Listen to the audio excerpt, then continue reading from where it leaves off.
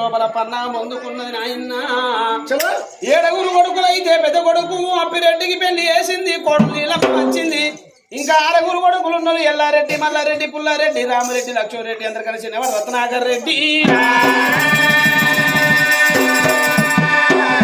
నా 7 కొడుకుల తోడ అడవిల్లగా నాని మాల వేసిన పోయి ఉన్నది. కచ్చిరి కాడ ఉన్నవాడు రాటబడి వెంకరెడ్డి కళ్ళ చూసినాడా.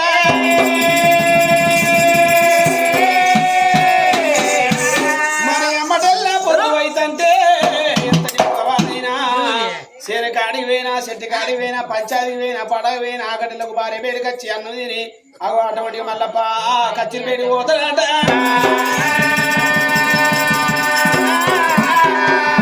నేను మాత్రం నా భార్య